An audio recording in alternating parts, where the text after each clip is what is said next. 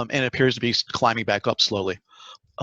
There were 3 categories listed on this NRICS table. It's on the website, and local fleet traffic dropped about 20% from pre-COVID volumes, so less than passenger cars, and that's also moving back up.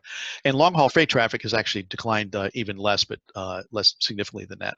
So this roughly the same as the impacts that I hear from different people in the toll highway industry, but again, there's wide fluctuations from state to state and from toll facility type to type.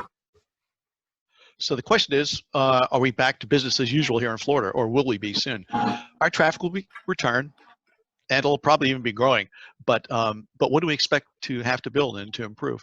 So to review this and other aspects of the future of tolls here in Florida, we gave a series of questions for our panelists to discuss. And then after some brief introductions, each panelist will share their thoughts and responses to the questions for a few minutes. And I think we may have a couple brief slides or presentations also as part of that. After each panelist speaks, then we'll take questions from the audience, as Brady was discussing earlier. So first off, let me go through the introductions.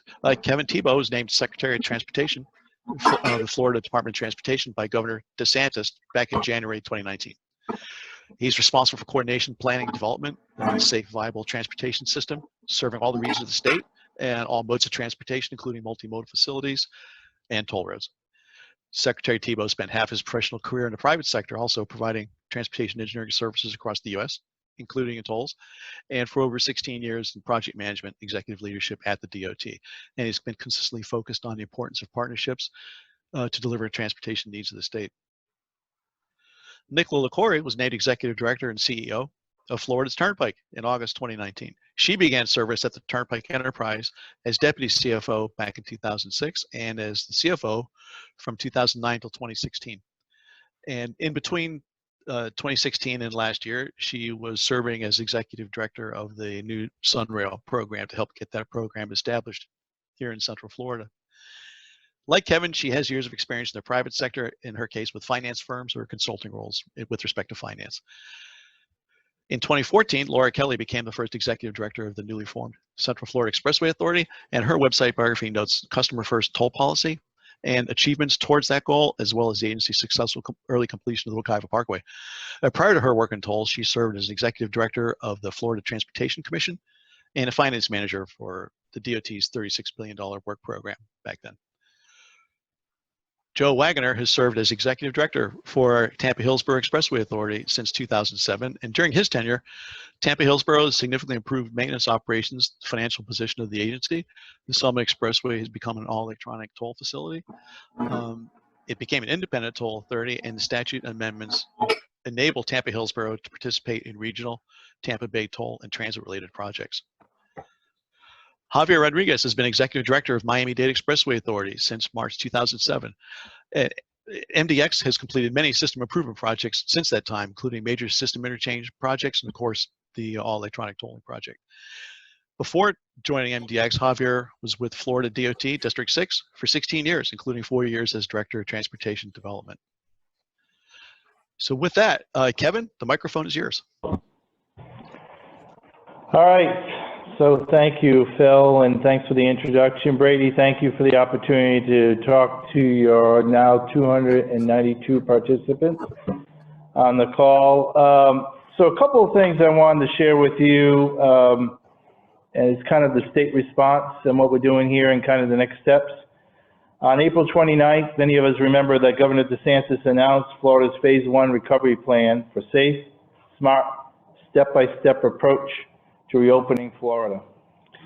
And as many of us know, that in that first, as part of that executive order, 3 of the counties, Miami-Dade, Broward, and Palm Beach, were not included, although the other 64 were in what we consider Phase 1 reopening. And as many of us now know, Phase 1 has now been extended to Palm Beach County as of yesterday. And so as part of Phase 1 recovery, which began on May 4th, included the following. Schools that remain in a distance learning environment. Hospitals can resume their elective surgeries. Restaurants can allow outdoor seating with social distancing measures in place, and assuming that they have indoor seating at 25% capacity in compliance with the CDC spacing guidelines. Retailers can open at 25% capacity and also in compliance with those guidelines. No changes yet to bars and gyms. Vulnerable populations should continue to isolate, and individual social distancing practices should continue, and masks should be worn in face-to-face public interactions. And as many of you know, as I mentioned, Palm Beach was included in the phase 1 recovery expansion just yesterday, and salons and barbershops can also reopen now as long as they follow the enhanced safety protocols. The governor has been increasing testing across the state and extended several previous executive orders, including his original one, 20-52, extending the state of emergency for the entire state due to COVID-19 for an additional 60 days. So as the state continues to respond to COVID-19 under Governor DeSantis' leadership, FDOT is continuing to provide assistance and a supporting role in a number of areas. A couple of them I want to bring to your attention is, first one is Executive Order 2080 that was issued on March 20th, 2020, and again extended by the recent executive order by the governor. And it involves airport screening and isolation. It includes a requirement that travelers from areas with substantial community spread complete an airport traveler form upon a flight's arrival into Florida and self-isolate for a period of 14 days from entry into Florida or for the duration of the stay wherever is shorter. FDOT is working in partnership with the Department of Health and airports across the state on implementing this executive order. And just to give you an example, to date, over 29,000 traveler forms have been collected as part of that effort. Now, some of you may not have the experience of what those traveler forms entail, but in most cases, it's a little bit similar to the form that you would fill out if you're returning back to the United States in Customs and Border Protection. Sorry, God, I said it. Customs and Border Protection. I had a little brain cramp there. In that you identify not only the lead person filling out the form, but all the family members as well. So when you have 29,000 forms, does not mean 29,000 people. Is actually a lot more than that. Executive Order 2086, which was issued a week later on March 27th, has additional requirements for certain individuals traveling to Florida and includes the implementation of checkpoints for motorists entering Florida on our roadways, and the requirement for travelers, just like our airport travelers, to fill out a form and self-isolate for a period of 14 days, or for the duration of the stay, whichever is shorter. In this case, FDOT is leading the coordination in partnership with the Department of Health and the Florida Highway Patrol to screen motorists at 2 checkpoints, one at Interstate 95 at the Florida-Georgia line, and the other is at Interstate 10 at the Florida-Alabama line. To date, more than 26,000 traveler forms have been collected on the highways. So again, a significant number of travelers are coming in from areas of significant community spread. Since March 5th, the department has been conducting weekly teleconference calls with passenger seaports and public use airports regarding operations and how we can support them during the pandemic. They occur every Tuesday. Actually, we just finished the one just a few moments ago. It's every Tuesday, 9:30 in the morning for the seaports, 1 p.m. in the afternoon for the airports. Currently, all FDOT facilities still remain closed to the public, and we are continuing to move the department toward teleworking. At this point, we are close to 60% of our employees that are teleworking in a telework agreement. And we do those as appropriate and following all CDC guidelines. As many of you know, toll collection by cash was suspended on March 19th, 2020, in an effort to help keep toll collectors safe and slow the spread of the virus. And as a result, statewide tolls are now being collected via SunPass, toll by plate, or exact tolling lanes if there are those in those locations. Hundreds of FDOT employees have volunteered and are assisting the Department of Economic Opportunity with data entry associated with individuals seeking assistance through the state's Reemployment Assistance Program. This is helping to provide a much-needed support during the pandemic for our fellow Floridians who have lost their job because of COVID-19. And so, just to give you an idea, so as of last week, there were over 230,000 forms that the state employees were completing online, basically, from our fellow Floridians.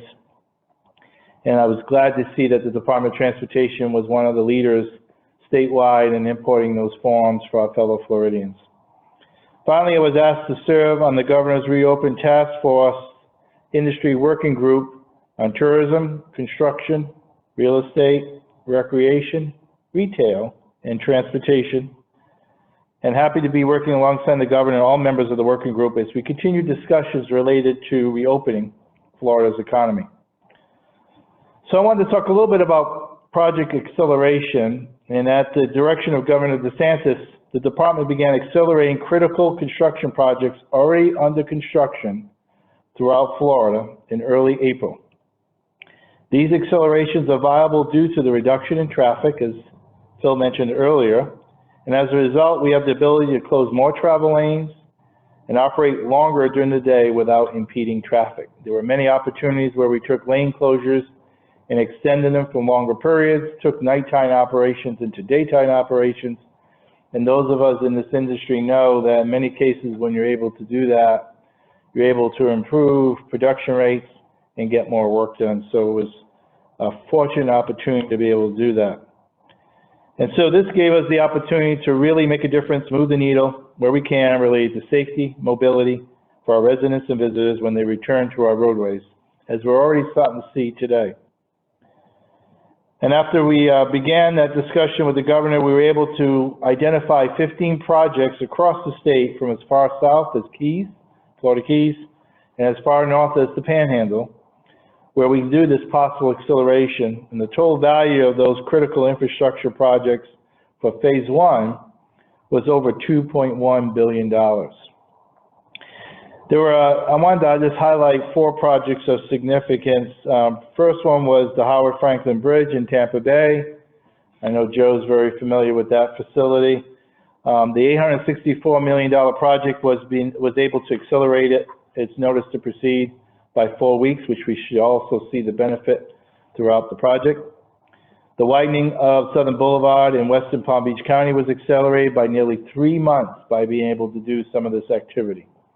In Miami-Dade, Javier, the $802 million project that we're working jointly with you, 395 State Road 836, I-95 Design-Build project, will allow us to do some lane closures and other work that will allow us to accelerate that project by 4 weeks. And finally, here in Orlando, the project at Sand Lake Road near the heavy tourist area of International Drive and Universal Boulevard in Orlando was accelerated by 4 to 6 weeks with some of those activities. So this past Friday, the department also announced more than 40 projects that we're able to accelerate, which will have an accumulated value of 650 total contract days that we've expedited by doing that. So we're proud to continue with our work efforts in implementing Governor DeSantis' forward-thinking directive to accelerate crucial transportation projects while we take advantage of the lower traffic volumes in our state.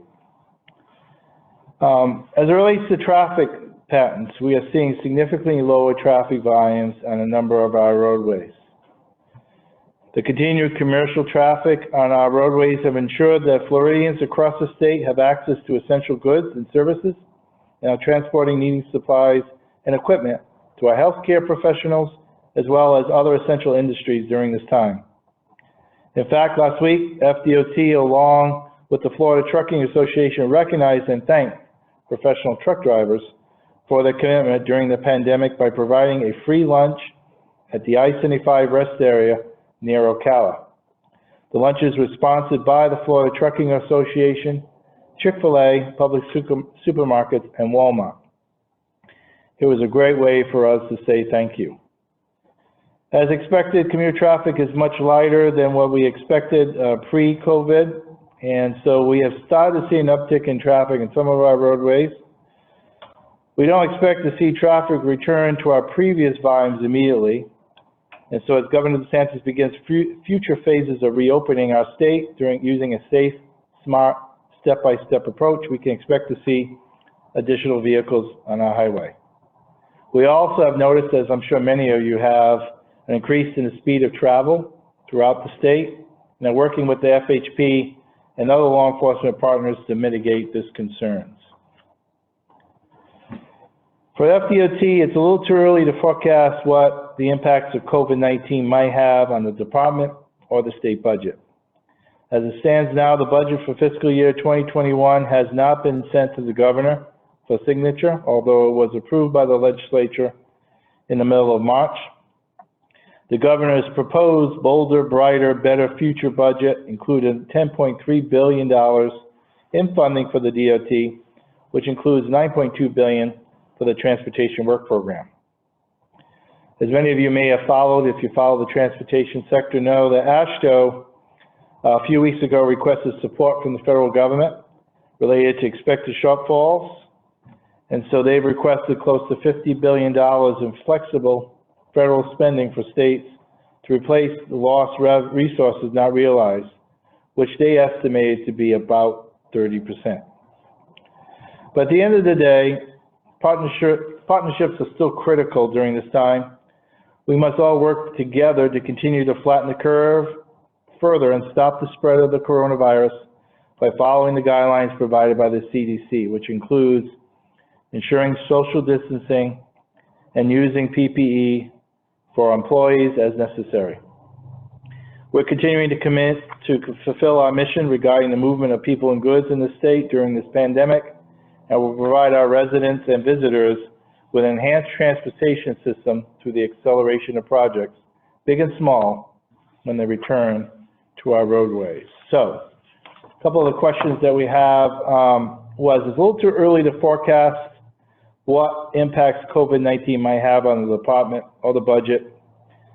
One of the things that we are looking at is trying to determine what are those things that relate to cash flow that we need to spread out as relates to our work program and delivery of projects coming up. So you may see that some projects not get deferred, but may get delayed within a fiscal year just to help us with some cash flow until we get a better handle on what those numbers are. I will tell you that at a statewide basis, one of the things that we'll definitely need to get a handle on, and I'm sure all my partners here as well, is looking at what the future holds for us. When can we see some level of rebound? When will that occur? At what level will that occur? How long will this be at a certain level?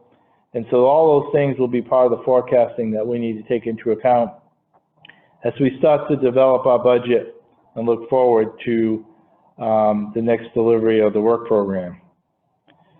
As it relates to travel patterns, what has been some observations about travel patterns? So obviously we had reduced traffic mode when we were in the safer at home approach this past month, but clearly too, we've implemented, even at a state level, a significant number of staff teleworking. I expect there were a lot of companies and a lot of businesses that were doing the same thing. And I can expect as we step by step reopen the state that you're going to see some of those temporary telework arrangements migrating to a permanent telework arrangement. We're already looking at it here at the department. We actually have a procedure in place that allows for that. And so I have asked my team to continue to look at opportunities for implementing that. But when that happens, you can expect there's probably going to be some travel patterns that may change. Facilities, interchanges, expressways, and so on that had certain forecasted volumes that may not necessarily materialize as originally forecasted. Certain turning movements, certain intersections that were a problem may not be a problem at this point because of different travel patterns and people's return to work or teleworking. All those things will play a part in how we analyze how we deliver our work program with less resources. And so I've challenged our team to continue to look at what are those key capacity projects that we originally envisioned, and let's revisit many of those to make sure that the original premise of why we developed those projects is still there. So you'll see that we'll have some of that coming in the weeks and days ahead. Clearly in the tourism industry, we're going to see a significant reduction in that travel. I had the opportunity to have some conversations with our partners at the airports and the seaports, and even today, many of them were talking about they were seeing a slight uptick at the airports, but there was still 80+% reduction in what they had seen just a few months ago. So they're going to take a long while before they get back. So think about the transportation connectivity to our airports and our seaports, and how, because that's going to slow ramp up back, those capacity projects that we perhaps had envisioned because of that connectivity, whether it be at Fort Lauderdale, Hollywood International, whether it be at the Port of Miami, Javier, all those different things will change the complexity perhaps on the projects that we had envisioned that may require us to revisit some of them. So we're all taking a look at that as we develop our program and our projects. One of the things that that we see as a result of the pandemic is the relocation of white-collar work to homes actually worked well on average. So we may see a return in concentration in some of our urban areas. So one of the things that we're also looking at is what do we need to change related to some of our approaches to our urban environments. As you know, the department has embraced the concept through its design manual on complete streets. And so there are other things that we need to do in some of our urban areas because there may be more people walking or taking bicycles and other transportation modes because of the way they're commuting, and they're changing the way they're doing work and delivering their projects, that we need to change in how we approach some of our transportation solutions. So again, some of that is just working in progress as we look at reopening the state. I talked a little bit about acceleration of the projects earlier, so I won't get to that other than we actually, so you heard that we had a phase 2 last week. We're actually on a phase 3 of projects that we're able to accelerate. I want to make sure I differentiate accelerate versus advance. Advance is when I would move a project in from the work program, either earlier year or into the current year. We're at this point not looking at advancing projects. All we're looking at to do is accelerate. So we'll continue to look at those as we continue to try to find opportunities to accelerate construction that we have in our area. And finally, all about technology and looking at technology. You know, not only do we have internet and other things that we are looking to do, but one of the things that we are evaluating as part of the MCORS project initiative actually is how can, because we learned this clearly during this pandemic, is there are still significant parts of the state that do not have reliable broadband or internet connectivity. And as schools were trying to do distance learning and they were finding that was difficult in some of our school districts, what can we do as part of our transportation system to help provide and close that gap? So we're going to continue with those challenges as well as other initiatives that we have underway. Thanks for having me here. Sorry it took a little bit longer than I wanted to, but I hope you have a great meeting. Great, Kevin. Yeah, thank you very much. That is very interesting. And actually, just as a parenthetical remark, some of my family live in rural areas in the United States, and actually high-speed internet is an issue with, especially if you have kids you're homeschooling or trying to do work from home. So great, thank you very much. Yeah. Nicola, the microphone is yours, if it's on. Okay, great, thanks. Okay, thank you everyone. Good afternoon. So I'm going to give an update on the Turnpike system, just touch on a few areas of interest. And so one of the first things that we wanted to talk about was an update on our fiscal 20 revenues, actual versus forecast. And so one of the things that's been noted is the reduction in the traffic volumes happened a little bit in the first week of March and then more heavily in the second week of March. We operate on a fiscal year end, as most people know, a fiscal year that starts July 1 and goes through June 30th. So As you look at fiscal year 20, you really go back to July 1. And so for the full fiscal year 20, we had projected revenues of a little over $1 billion, $1.75 billion. And through February, we were reporting revenues right in line with the forecast. We were tracking really well with the forecast. And then through March, you know, obviously the middle of March, and then through the end of March, we saw some of the impacts, but we were still within 2% of forecast. The April numbers haven't been fully reconciled yet, so we'll take a look at those, but I think there is some positives to look at there in terms of, you know, just being 9 months through the fiscal year as it relates to actual revenues that have come in. Wanted to talk a little bit about the traffic patterns, as the Secretary mentioned, both statewide and on the Turnpike system. Obviously, we had a reduction in traffic, but we're starting to see some of that uptick since Governor DeSantis's recovery plan was announced a few weeks ago. And as a matter of fact, last week's traffic, as it compared to the week before, had rebounded by about 11%. So, you know, we continue to analyze those numbers and we watch those move from week to week.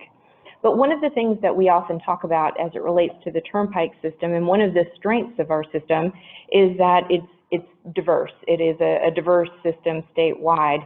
Whether it's looking at vehicle mix or trip purpose, we have a nice diversification of that revenue base.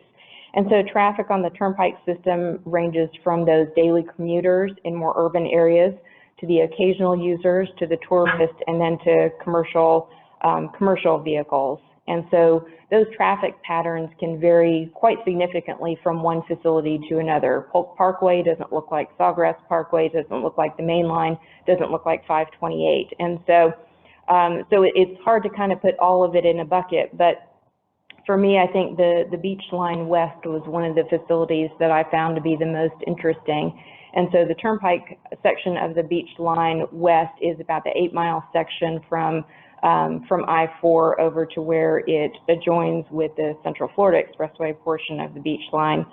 And that's a facility that serves a daily commuter base. It's also a facility that serves traffic coming out of Orlando International Airport, and it serves commercial traffic. And so, as you might imagine, with the tourist traffic being reduced and commuting being dampened, that passenger traffic was down. But when you looked at the 3+ axle traffic, when you compare last week to the week before and last week to the same week in the prior year, commercial traffic was actually up. So it served a vital need and continues to do so. So again, we look at those traffic patterns. They're quite different from facility to facility. We'll continue to collect and analyze that data, as I'm sure the rest of our peers are going to outline. When we look at the types of improvement projects that we have and any changes that we might have to our capital plan or our work program, it really is very early in the process to know the full impact and what the recovery period is going to look like. But I would say that from a process standpoint, every year we prepare a new 10-year revenue forecast, and that goes into the development of the 5-year work program that is submitted with the rest of the department to the legislature. And so that's a process that occurs every year. It begins with taking the actuals from the prior year and doing some evaluations. Did we open a new facility like we did last year with the First Coast Expressway? Were there any hurricane impacts? Were there any other impacts from maybe an AET conversion? And so all of those things are evaluated and put into that 10-year forecast. And so obviously we'll be looking at what this impact will have, but we really need to see what happens with traffic from March, April, May, and in through the summer when we prepare that forecast in the fall. So we're really taking a look at that. But one of the other things that we often look at when we build our capital program is how we're going to fund our projects with the Turnpike system. So obviously we can cash fund some of those projects, but we also bond fund some of those projects. And so one of the things that I wanted to highlight was the opportunities that the muni debt market offers us. And so we actually had a bond refunding transaction that was priced in February and closed in April. So talk about a big change in perspective from the beginning of the transaction to the end of the transaction. But we held our AA rating, and we received an interest rate of 1.76% and a net present value savings of $68 million. That's the largest net NPV savings that I've seen in my time with the Turnpike. Very successful results. But what that means is those are resources that were forecast in our finance plan. That's an interest cost that now we get to reduce, and so that goes as an opportunity for some other offsets in the program. So we'll build that program as we always do, and if we need to look at the timing of some of the projects and the scoping of some of the projects, we certainly have the flexibility within our program to do that. As the Secretary mentioned, we have accelerated a number of our projects throughout the system. We had a number of projects, particularly in South Florida, that had a long construction duration, and we were able to get those across the finish line. When we look at the impact from expanding or accelerating some of the completion of these projects, we quantify it in terms of 118 days of impact, positive impact, by reducing construction, maybe 3 days on one project, maybe a couple of weeks on another project. And I think we all know as transportation professionals and as drivers on the facilities that every day of reduction in construction is a good day. So, so those were very positive results that we've seen. As it relates to our toll operations, just a reminder, the Turnpike system is about a 500-mile system of roads. Some of our roads have been converted to all electronic tolling. Certainly the facilities that are in South Florida, along with Miami-Dade Expressway Authority, and in Tampa with the Tampa-Hillsborough Expressway Authority. And so those facilities up through around Broward County are already in an all-electronic phase. Here in Central Florida, with our partner Central Florida Expressway Authority, we still have that mix of electronic collection through SunPass or ePass and cash toll collection. And so that's where we've made that modified version of an AET-like operation while we removed collectors from the lanes. Earlier this year, we completed the conversion of the Suncoast Parkway in West Central Florida to all electronic tolling. And so what that means for those that aren't familiar, that's actually Toll Road 589 that begins in Tampa as the Veterans Expressway and climbs up the West Coast for about 57 miles. So currently that is our longest contiguous section of all electronic tolling on our system. Currently active right now, we have the construction activities for the conversion of the ticket system, the more rural part of our mainline system, from just south of the West Palm Beach Service Plaza up through just north of the Canoe Creek Service Plaza, milepost 236 on the mainline system. That is currently converting to all electronic tolling. And that's the most interesting part of our system because it is an origin destination based system, an entry and exit based system. So the conversion of this system will be much different because it will actually convert to more of a barrier fixed price type gantry system. And so what that means is we will get the benefits of all electronic tolling, but we will get some additional benefits from back office efficiencies and also from the simplification of business rules. So I think that's a pretty significant project. And then of course we'll take the main line up from the end of the ticket system around Osceola County up to Wildwood with the terminus in I-75, and that all electronic conversion is also underway. So we'll look at other parts of the system for all electronic tolling. Polk Parkway will go under construction in the next year or so, and then we'll evaluate other parts of the system as it makes sense. One of the things that we look at as it relates to toll operations is, especially in a situation like this, which does have some parallels to the Great Recession back in 10, 12 years ago, and that is the status of the underbanked or the unbanked. And so I think that is something, and I know with my tolling partners here, we all struggled with this. We all worked together to find a solution for this. And that's where we looked at providing the opportunity for customers to enjoy the benefits of being a SunPass ePass customer, but being able to manage their account as they needed to on a cash basis. And so that's when we launched our money services operations, where you can go to literally thousands of locations across the state. You can go to our website, type in a zip code, and you'll get a return of a number of locations, where you can actually go into a grocery store, convenience store, check cashing location, and you can put cash on your account. For some people, it's just too difficult to put a credit card on file and have us take out, whether it's $25 or $40 to replenish their account. They really need to manage it much closer.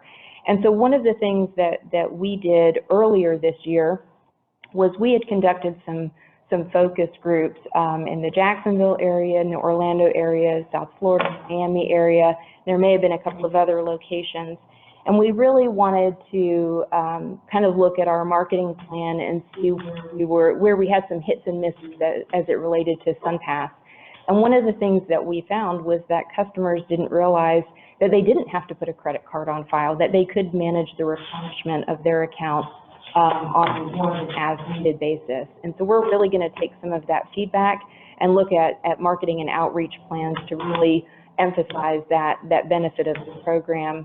The advantage of that is, one, for all of us, having that, the efficiency of electronic toll collection is obviously a positive thing in terms of our operations. But then from the customer perspective, they are afforded the ability to have the lowest possible toll rate. So it really is a win-win from a customer perspective and from our agency's perspective. So that's one of the things that we're looking at there. And then finally, we talked a little bit about technology and the SunTrax facility. And so we're very excited about the SunTrax facility. Obviously, the outer oval is open. We use it very frequently in terms of our toll technology testing. That, I think, is something that is unique to the state of Florida. And I happen to think that we have really advanced the toll vendors, the system performance through the rigors of the testing that we have done here in Florida as it relates to lane systems. So we'll continue that with SunTrax. We have the construction of the infield of the SunTrax facility underway, and we have an active procurement for an operations and maintenance provider to handle the day-to-day operations and then leverage opportunities for testing, for automated vehicle testing, connected vehicle testing out at the facility. So there's more to come on that, but I don't want to talk about that too much because of the active procurement. And then finally, one of the things that the Secretary has challenged us with is looking for ways to look to our industry and to prepare the next generation of transportation professionals. And so what we want to do with the SunTrax facility, and this is very early on in the development, but we're looking at a SunTrax Academy and really looking at the STEM and STEAM curricula and trying to break it down between kindergarten and 5th grade, 6th to 8th grade, and then the high school group, and see if we can do something to make sure that they're interested in transportation, that they know that there's some very cool aspects to transportation, and really to try to groom that next generation of professionals. And with that, I'll turn it back over to you, Phil. Thank you. Hey, Nicola, thank you very much. This is a great report, and congratulations on the refinancing. The state of Florida really benefits from everybody on this panel being experienced and very astute with handling finances of the state. So congratulations. So Laura, I believe the microphone is yours. Let me make sure you're able to speak.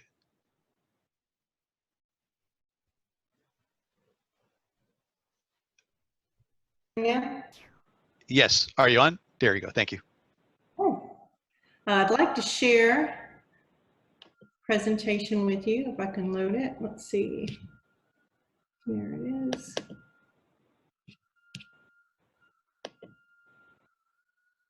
Can everyone see the introductory slide? Okay. Yes, we can. Thank you.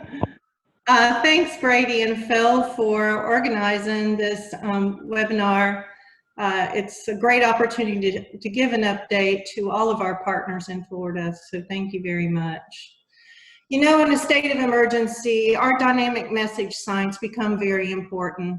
And at the beginning of this one, they were more messages of gratitude, but as we moved on through the emergency, they became more important for our local leaders and our governor to remind our residents and the people traveling of the stay-at-home orders and the curfew orders that were being implemented at the time. So those message signs are often not really noticed until times like this, but that's when they become, you know, the most important.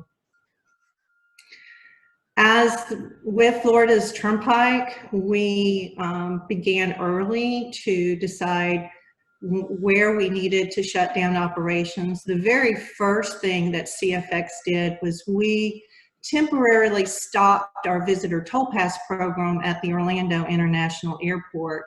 We moved these workers, the visitor toll pass team, to our call center and extended our call center hours. So now our call center is open till 10 p.m. so that we could implement social distancing. Our customer service representatives sit every other station now, and we have a very robust cleaning of the area, as well as all of the buildings that CFX manages. In addition, we pulled our toll attendants from the lane around the same time that the Turnpike pulled theirs, and we suspended our reload lanes for the time being. That is our lanes where people can pay cash on their account, and we are encouraging all of our customers to utilize their phone apps, their website, our website, and other methods of managing their account.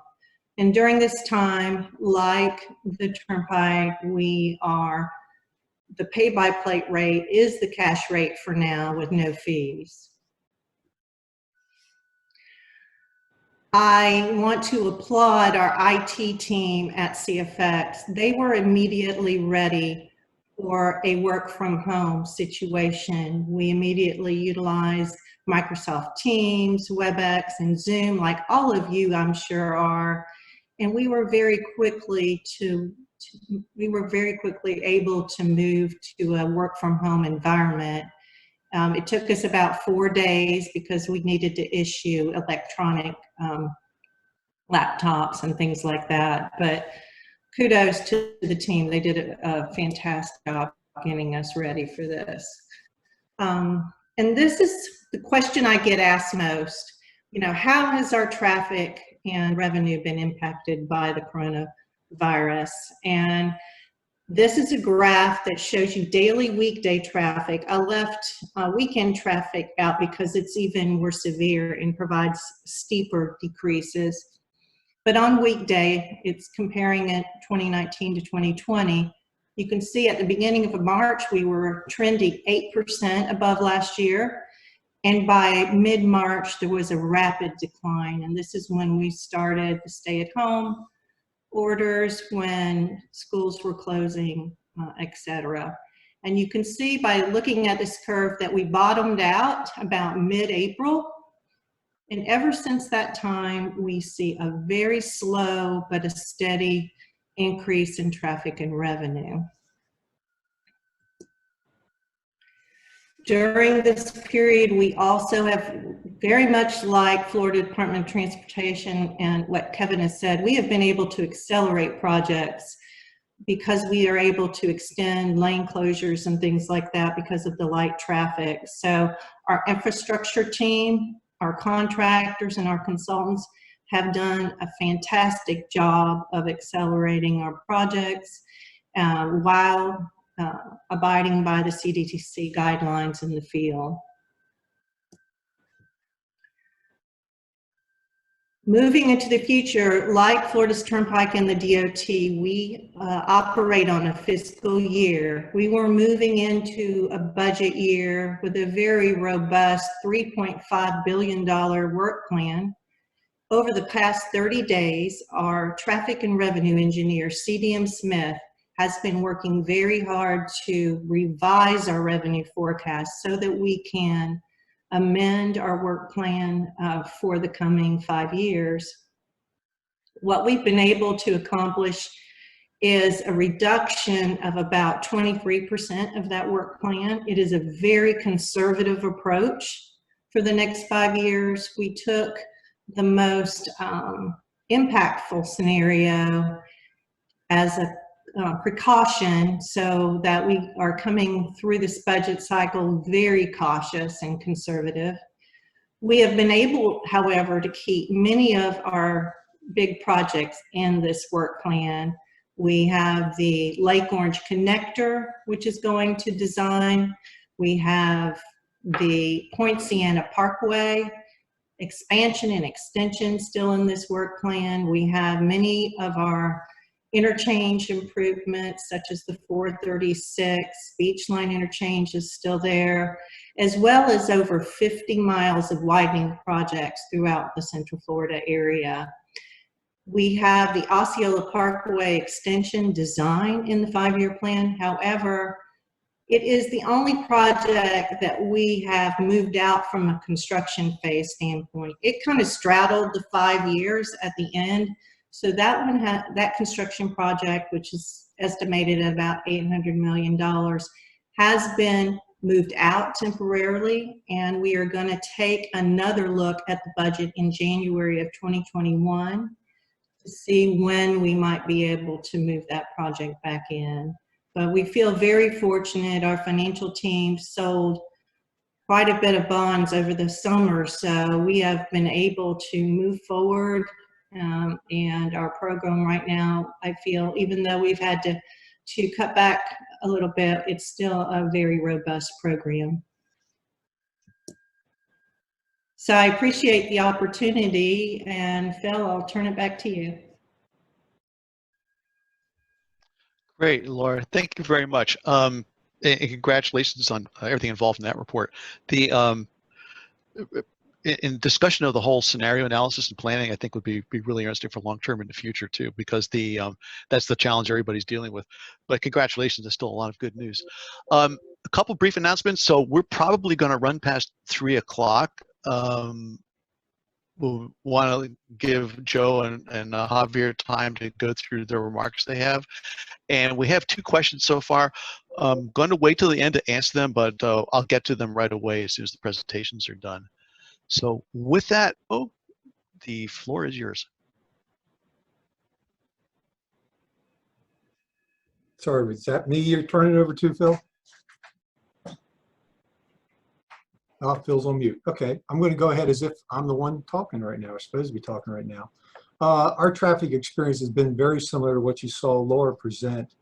Our low point over the last few months was about mid-April, where our traffic on the commuter side had dropped about to 60% from what it was for the same time frame last year. It was very interesting to note that the commercial traffic, however, did not drop nearly as much. It was down about 20% for that same time frame. I'm sorry, it was down about 30% for that same time frame last year. Right now, it has been climbing pretty steadily since then, to the point where our current commuter traffic is down 41%, or about 40%.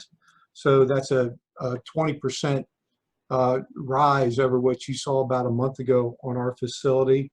And the commercial traffic as well has started to rebound. It's come back about 10% higher, so it's down about 20% over what it was a year ago. For fiscal year 2020, we're estimating that our net revenue, our total revenue for the year, will be about 12% less than what it was previously forecast. And as we look forward to building our next budget year in capital program, we're working on a one scenario, because if you're like my agency, your traffic and revenue forecasters are giving you ranges of forecasts, not a forecast. So we're working on a middle road forecast that has us in 2020 down about 20%, 2021, I'm sorry, down about 20% over what had previously been forecast for 2021. What that's going to mean for us is there may be some aesthetic type projects that we will slow up and not do, but all of our existing capital work that's underway, if anything, they've been able to accelerate that for the same reasons noted. We've increased lane closures. We've actually closed ramps that we would never close for days at a time to get some construction work done. So those can be moved along rather quickly. And as we go forward to build the next, we work on something we call a 6-year work program. Our goal is going to keep everything that was going to be started in that 6-year period, still going to start in that 6-year period. It may get smoothed out a little bit depending on how we need to do that. But bottom line is we want to do as much as soon as we can. And we hope that the recovery period, if anything, is more robust than what we're planning for. I think Florida stands a chance in that regard when you look at how we fared compared to other states. The state in general and the governor's plan deserve a lot of credit for a population of the size and urban agents, the urban facilities and the urban areas we have in the state, to have been able to flatten the curve and keep it flat as we have is pretty remarkable when you look at what's going on in the rest of the country. So we don't get a chance to give ourselves a pat on the back often, in my opinion, compared to the nation, but I think we've done a good job here. So congratulations to our policymakers and our leaders in that regard, and to our citizens.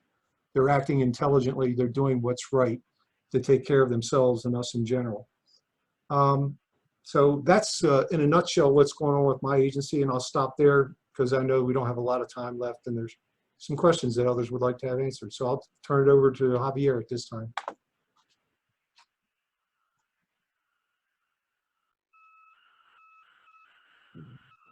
Can you hear me? Yes, we can. Excellent. Great. Thank you, Bill, and everyone. And thank you, Brady and Barbara and Phil for hosting this, for doing this. And thank you to the over 300 people who signed up and the members of Team Florida. Together as a transportation community, there's no question that we're going to play a vital role in the economic recovery of our state and our nation. So, my report for MDX is very similar to what you've heard. We were actually tracking about 3.5% above our forecast in traffic through February. We had our Super Bowl here. We had major events at the end of the year.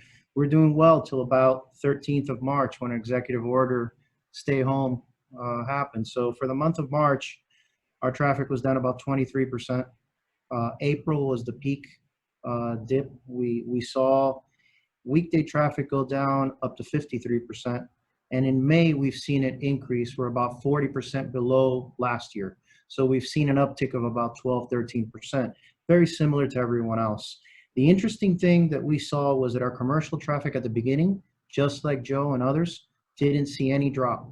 We did see a drop towards the middle of April because our seaport shut down most of its operations, our airport as well. Right now, we are projecting that future traffic, and again, we have CDM Smith working on future projections and ranges, and who knows what the future holds for all of us. But as we're looking at it right now, we're projecting about 13% below what we had projected before.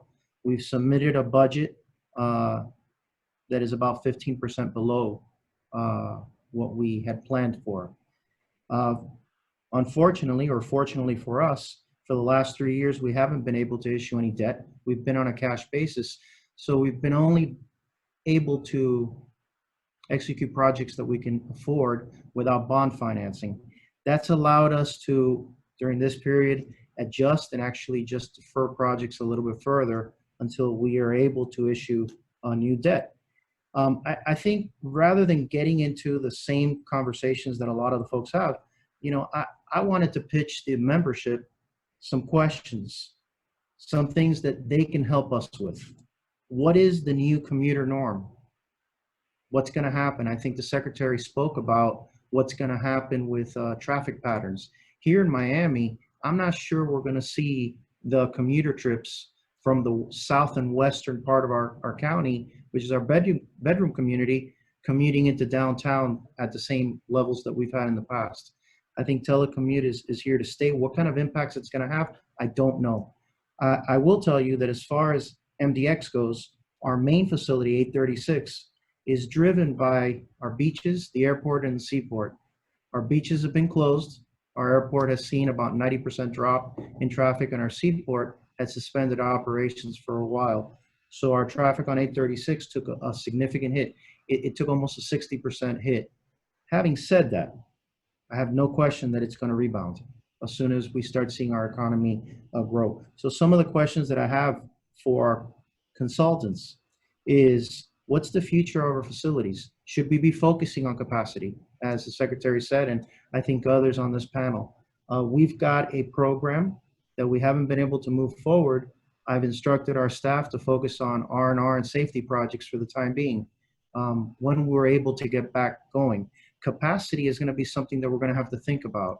Where to invest the dollars, where to make the investment of projects, new movements, new interchanges. I think that's something that we're going to have to discuss. Early in March 9th, actually, we had inaugurated with Miami-Dade County express bus service on State Road 836 on the inside shoulder that we had designated. We had seen a steady increase in ridership over that first week, and then the virus hit and everything stopped. So we don't know what is going to happen in the future. I know there's questions about managed lanes. I don't know what the future holds for any of that. I do ask this question: what is going to be our traffic splits in the future? What's going to happen to our directional, splits on our urban expressways? Is it going to be the same old? What is the modal splits in the future?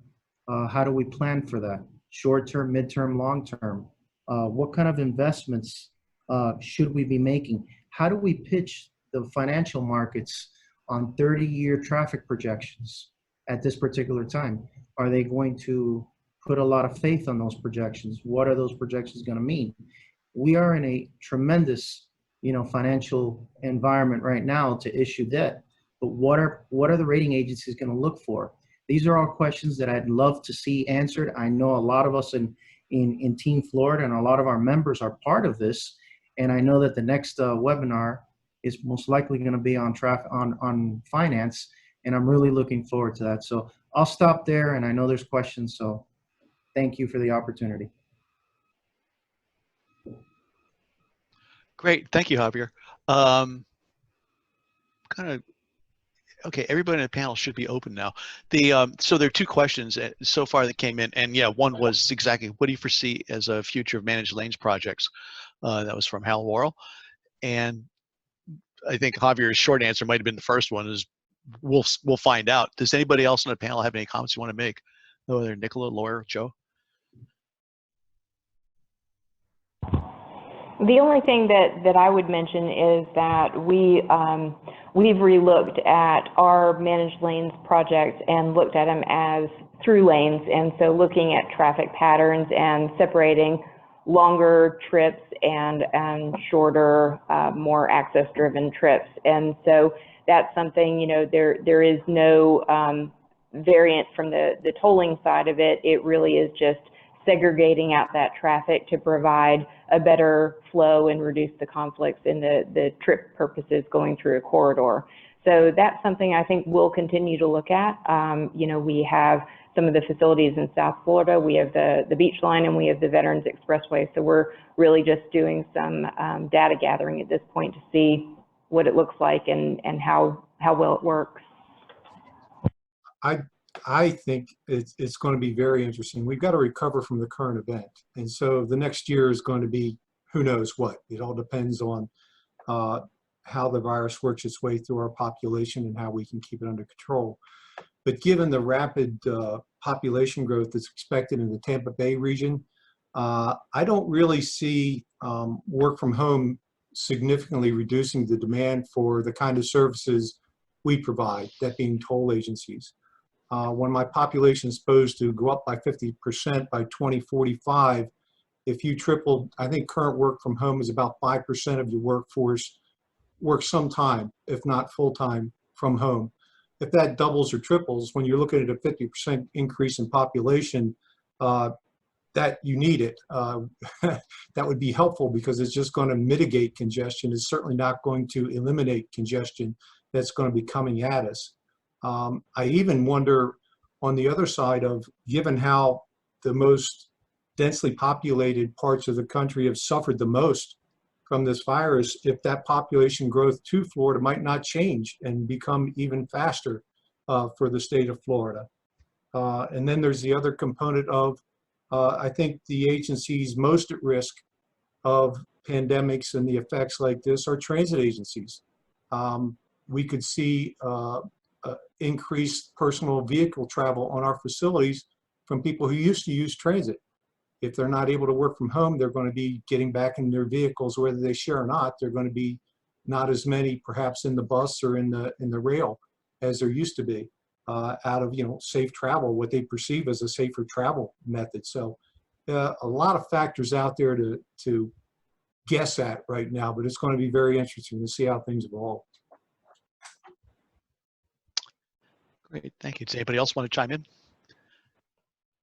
If not, the last question we have is a different tack, different direction. Bo Sanchez wrote in and asked, is there an opportunity to use loss of revenue insurance to cover reduced revenue associated with the pandemic? I think I've heard the discussion before. I don't recall the answer. Anybody want to field that? No. Nobody's told me there is. All right. We don't have that type of business interruption. We don't either. Okay. I believe we do either. Okay, great. Okay, thanks. We did get another question right now. Do you believe that the collectability of toll by plate will become a major issue, and do you expect any change in your business rules as a result of it? They specifically asked about the license plates hold, I guess, for enforcement. Mm-hmm. At CFX, we're exploring more reliable lookup methods for current addresses, because that's really the toughest part of pay-by-plate, is finding current addresses, especially in Central Florida. We have a very mobile community. So I'm hoping that some of those research projects result in better billings, but it's going to be interesting to see, because now we have a whole group of pay-by-plate that are normally cash customers. So we'll see how that plays out. I'm very curious to see what our numbers are 6 months down the road. So when we converted our facility to all electronic back in 2010, the last benefit I would have thought of was health benefits versus paying cash on the roadway. But I think you're seeing in other places, and Florida's already well down that road of going all electronic, and you're seeing other states being almost forced to go there right now, so they're kind of scrambling. The one thing we've done with our toll by plate is, for those who haven't paid, we have stopped placing registration holds while they are in collections. And it's very interesting.